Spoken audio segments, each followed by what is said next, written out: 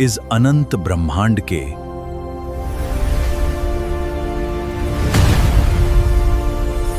कण कण में क्वांटम।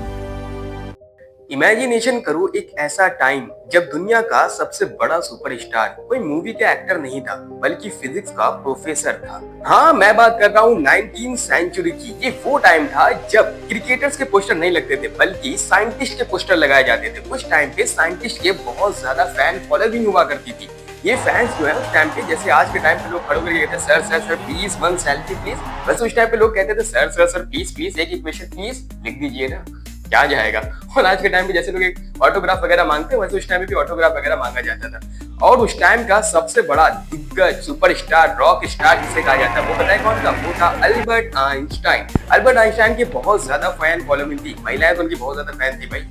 और सबसे मजेदार बात तो ये है कि उस टाइम पे जिस देश के पास सबसे ज्यादा साइंटिस्ट हुआ करते थे उसे उस टाइम का सबसे पावरफुल कंट्री भी माना जाता था।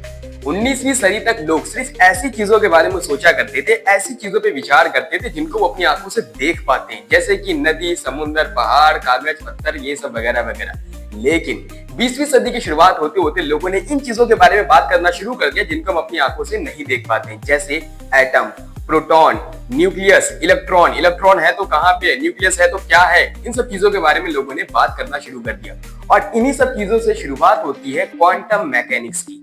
अब कहानी शुरू होती है कैम्ब्रिज यूनिवर्सिटी से 1912। इस यूनिवर्सिटी में एक लैब है, कैवेडिन्स लैब। पता नहीं कैसा प्रोनाउंस मैंने किया होगा, सही किया भी है कि नहीं। खैर, यहाँ पर पार्टी चल रही है बढ़िया, पूरे साइंटिस्ट लोग आए हुए, एक नंबर खाना दारू, खाना पीना सब कुछ फुल टू इंतजाम है, बढ़िया मस्त पार्टी चल रही है। और यहाँ पर बड़े दिग्गज साइंटिस्ट बैठे हो। यहाँ गाना खाना के शोर शराबे में भी साइंस की बातें चल रही हैं। जैसे आज के लोग नॉर्मली किसी पार्टी में बैठ करके आईपीएल के बारे में बात कर रहे होते हैं, वैसे उस टाइम पे साइंस का क्रेज था, फिजिक्स का क्रेज था, तो लोग फिजिक्स के बारे में बातें कर रहे थे। और इसी पार्टी में नील्स बोर, ये भी नौजवान है, युवा है, ये धीरे धीरे आगे बढ़ते हैं अर्नेस्ट रदरफोर्ड के पास। और उनके पास पहुंचते ही बोलते हैं सर मैं नील्स बोर। और वहां जाते ही अपनी फैमिली के बारे में बताने लगते हैं कि सर मेरे फादर साइंटिस्ट हैं, मेरे भाई मैथमेटिशियन है। रदरफोर्ड बीच में ही उनको रोक देते हैं, भैया ये क्या भाई, मैं ये सुनने के लिए नहीं आया हूँ। ये सुनते ही नील्स बोर का मुंह ऐसा हो जाता, oh my God, first impression में ही इज्जत का फालूदा बन गया। इसके बाद नील्स बोर बात को घुमाते हुए रदरफोर्ड से कहते हैं कि सर आपका जो एटॉमिक मॉडल बना है ना वो वाकई लाजवाब है। लेकिन रदरफोर्ड अलग ही लेवल का बंदा था, वो फिर से रोक देता है, कहता है ये क्या भाई, चापलूसी मत करो, ये बताओ कि मेरे मॉडल में कमी क्या है।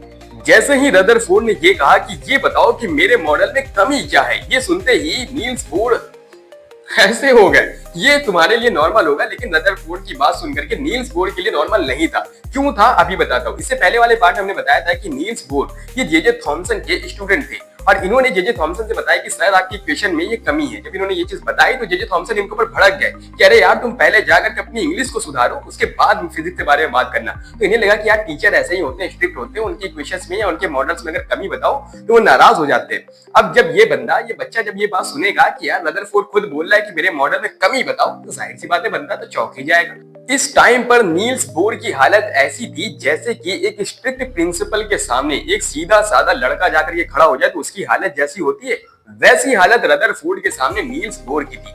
खैर, नील्स बोर ने बातों को संभालते हुए रदरफोर्ड से कहा, सर मेरे प्रोफेसर यानी कि उस्ताद मोहतरम जे थॉमसन के अकॉर्डिंग एटम ये एक पॉजिटिव गेंद की तरह है, इसमें इलेक्ट्रॉन ऐसे हैं जैसे खीर में पड़ी हुई किशमिश। अब यहाँ पर मैं हॉनेस्टली एक बात बोलना चाहूंगा, जे थॉमसन का मॉडल भले ही फ्लॉप हो गया हो लेकिन इनका मॉडल बड़ा ही टेस्टी है भाई। इनके मॉडल में कभी तरबूज की बात होती है, कभी गर्मा गर्म खीर की बात होती है। मॉडल कैसा भी हो, डिस्क्रिप्शन का माल का होना चाहिए, कतई टेस्टी भाई, लाजवाब, वाह।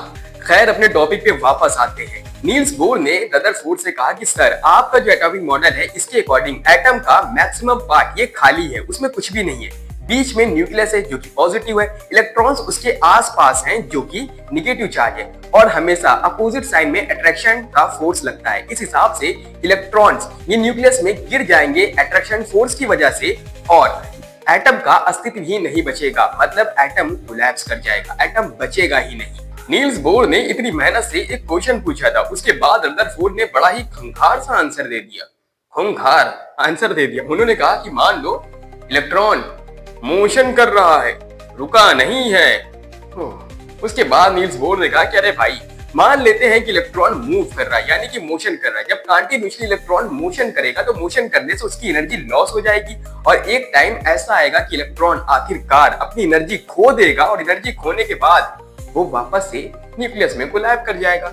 इस तरीके से तो एटम का अस्तित्व ही नहीं बचेगा। एटम दोनों ही कंडीशन में कोलैप्स कर जाएगा, चाहे तुम इलेक्ट्रॉन को रुका हुआ मानो, चाहे तुम इलेक्ट्रॉन को मोशन करता हुआ मानो। इसके बाद भी रदरफोर्ड ने एक ऐसा आंसर दिया जिसको सुन करके नील्स बोर का दिमाग हक्का बक्का हो गया। रदरफोर्ड ने कहा, तो फिर मान लो कि एटम पर न्यूटन के नियम नहीं लगते हैं। इसके बाद ये कहते ही रदरफोर्ड वहां से चले जाते हैं और नील्स बोर अकेले इस बारे में सोचते रहते हैं कि यार इन्होंने कहा क्या, इसका मतलब क्या है। मतलब ऐसी दुनिया जहां पर न्यूटन के नियम नहीं लगते, क्या ये पॉसिबल भी है। इसके बाद नील्स बोर एक लाइब्रेरी में जाते हैं जहां पर नॉर्मली एक मैगजीन को पढ़ते टाइम वहां पर एक साइंटिस्ट का नाम आता है, अल्बर्ट आइंस्टाइन, जिसने क्वांटम की बुनियाद रखी थी। अब ये क्वांटम के बारे में पढ़ते हैं और क्वांटम से प्रभावित होते हैं, क्वांटम मैकेनिक्स की शुरुआत कर देते हैं।